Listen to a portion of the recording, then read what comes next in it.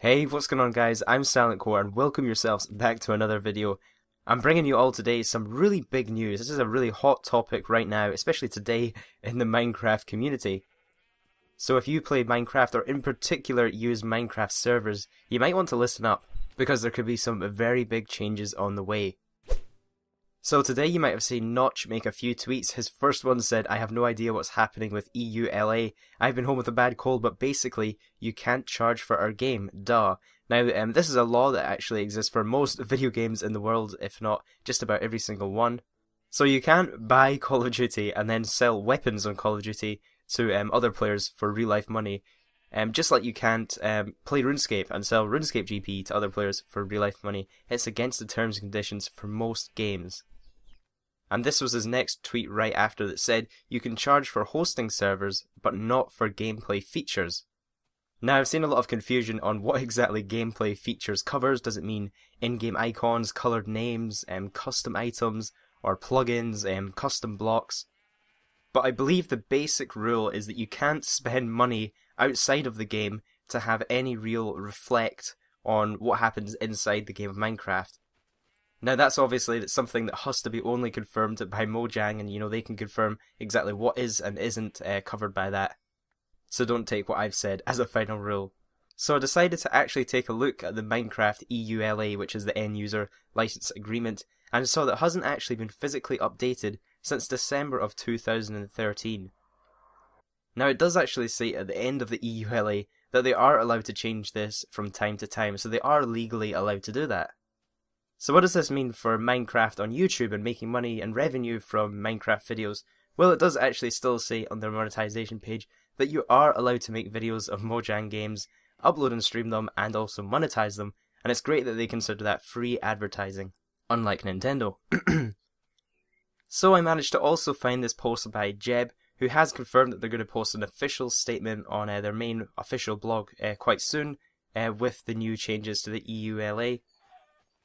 And he has provided some really important notes that kind of gives you a hint of why they're actually doing these changes. First of all, they're not trying to prevent server providers. Hosting servers costs money, so charging for access is necessary. But it looks like they really want to make it clear that people who have bought Minecraft should not need to pay even more money to access the game's features, which is a way a lot of servers make their income. They sell items in the game, they sell packs of items, and to progress in the game, you have to actually pay real life money to do that.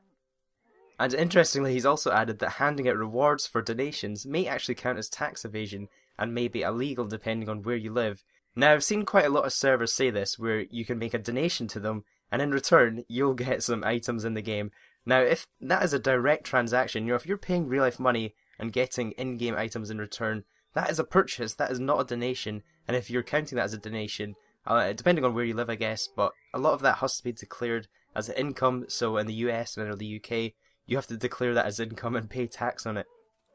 So the tax evasion from some servers might be another concern for Mojang. And his last point is that Minecraft hosting has become increasingly rogue, and they're mainly targeting kids, which ends up looking bad for both Minecraft and Mojang. A lot of these conflicts end up at the Mojang support office, and we've been ignoring the issue for too long.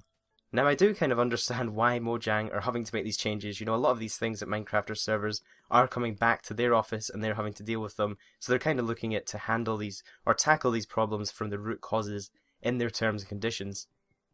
Now, as some of you might already know, Minecraft servers are a big business. Some of the top servers, they make well over 100k a year by just selling these sort of in-game items or donator packs, and a lot of them sell individual packs for over $100, $50 for a pack.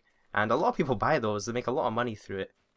But they've been allowed to do it for so long that a lot of people have just gotten used to that's how the things are, whereas they forget that it still actually has always been kind of in their EULA, that you can't make money from their game in this way. So all we can really do is just wait for an official announcement from Mojang on how they're going to tackle this issue. So it's going to be really interesting to see if some of the big servers are going to continue to operate after the new EULA, and what happens if they do. Are they going to go after them legally or even sue them? So do let me know in the comments what you guys think about this. Do you think that Minecraft servers should be allowed to sell these sort of items, or do you totally agree with Mojang that they should be tackling it as they are? As always, thank you so much for watching. Please leave a like on the video if you enjoyed it, and if you're new here, also subscribe to my channel. I post lots of gaming news and information. So have yourselves an awesome day, and I'll see you in the next video.